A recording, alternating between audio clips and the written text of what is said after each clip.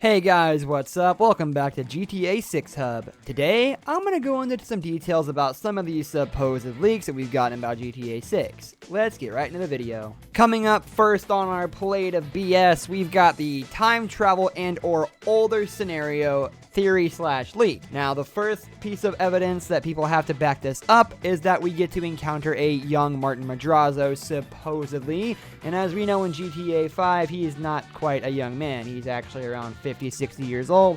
So we can definitely assume that a young Martin would be back on the day. Now, here's what a lot of people don't realize. We also saw a young Trevor. We saw a young Michael. That doesn't mean the entire game takes place in one specific time frame. All we got from young Michael and Trevor was the intro with Ludendorff, where, you know, the whole setup thing happened, and yeah, you played the game. But just because we have young Martin Madrazo doesn't exactly mean that we're going to get an older time game. As a matter of fact, it would make less and less sense to put it back in the past because there's just a lot more things they could do with current day's time. Imagine an oppressor in 1970. That wouldn't make any sense, now would it? So they can't go back in time, it wouldn't work. Unless we get the time travel theory going, which is, again, pretty far-fetched, seeing as how GTA is pretty realistic.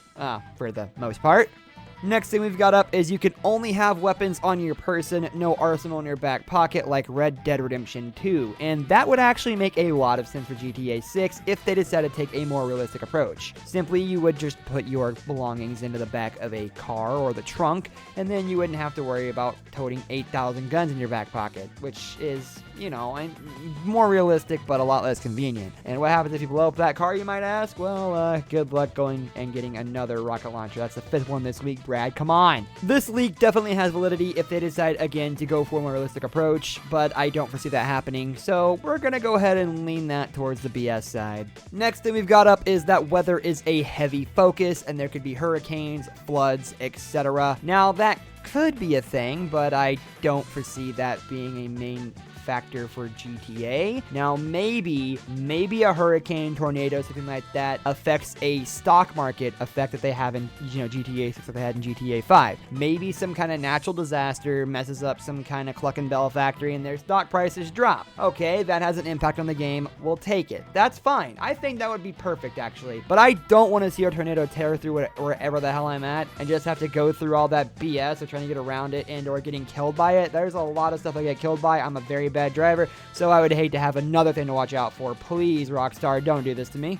Next up, we've got codename Project Americas. Now, this would make a little bit of sense, but not in the sense that people are thinking it does. People are thinking this means that the map will encompass all of North America. That doesn't make any sense. It's Project Americas, meaning it's going to have multiple Americas. Now, I want you to think. Multiple Americas, and no, they don't mean the United States. There's North America, and there's South America, and GTA could go as far as add in East and West America too, but we won't get into that. That's a whole nother theory for a whole nother day. Anyways, there's a lot of speculation that GTA 6 would have some affiliation with Rio de Janeiro, which would be cool, but I don't foresee GTA leaving much of America. So the whole Project Americas thing is definitely far-fetched. People have been throwing this one around since GTA 5 came out, and the whole idea of the entire map being America was introduced. That's been around for too long to be real, if you want the truth. The last one we have for today is you play as an up-and-coming drug lord wannabe named Ricardo. Another key character called Casey is a part of the narrative. You start off as a grunt doing runs as a cocaine smuggler from Vice City to the new large South American area before making connections with big-time drug lords and making your way up. Okay, I don't know how you get that in depth when there is really no set story, plot, characters, or anything else in place. Out of all the things I've listed and all the things I've probably seen, this is definitely the least believable and least accurate because, for one, Rockstar could simply change up the names, if anything. I doubt they're going to go for a starting off as a grunt and doing runs for a smuggler. That's kind of just GTA Vice City's plot in the first place. They're not going to remake that unless GTA 6 is just a Vice City remake, and we'll go over that in another video. But they really would not take this approach again because it's just plainly boring. Oh, wow, I'm going to be a drug lord. Wow, you're every single game to involve drugs. Congratulations.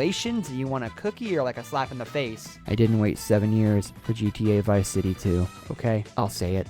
That's going to do it for today's video, guys. Thank you for watching. If you enjoyed the video, leave a like on the video, and don't forget to subscribe to our channel so you don't miss out on any of our videos in the future. I'll catch you next time. Goodbye.